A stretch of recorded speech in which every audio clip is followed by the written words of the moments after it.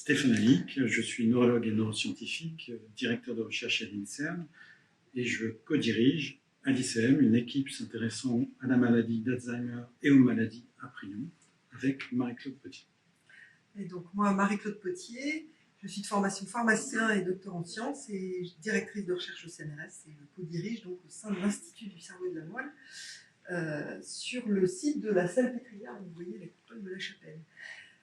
Donc on est lauréat du projet fondé, financé par la Fondation Alzheimer et le Fonds de dotation Clinatech.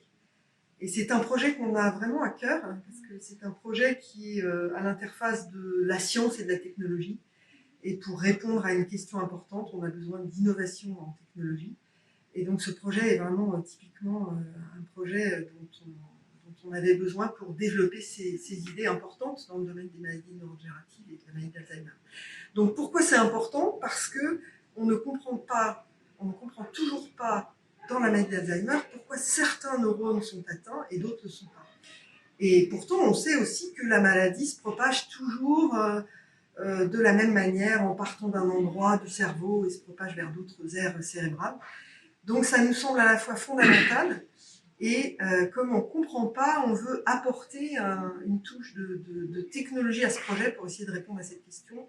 Pourquoi certains neurones sont atteints et pas d'autres? Et donc pour ça, on va développer avec l'équipe de Grenoble une plateforme microfluidique qui va permettre d'encapsuler des cellules individuelles dans des nanocontainers. Donc c'est des containers de quelques nanolitres, des tout petits volumes, un peu le volume d'une cellule.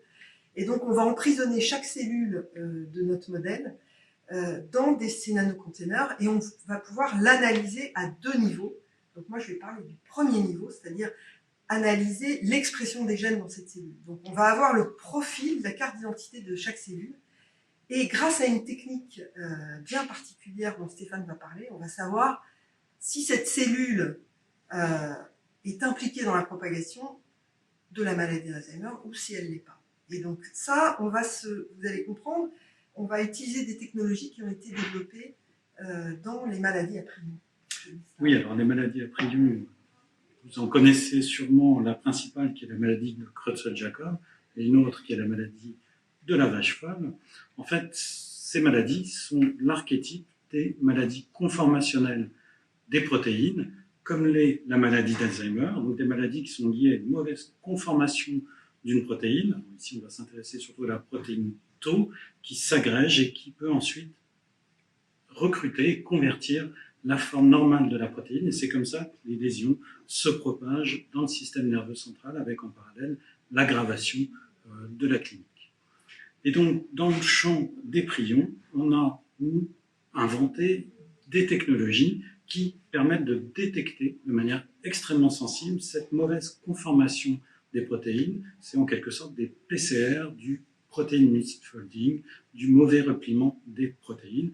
Et on pense qu'avec cette technique, on aura la sensibilité suffisante pour détecter à l'échelle de la cellule une mauvaise conformation de la protéine Tau et ensuite corréler à l'expression des gènes pour essayer de comprendre pourquoi un neurone va propager la maladie et pas un autre, et quelles sont les conséquences de cette anomalie de la conformation de la protéine Tau sur la physiologie neurale.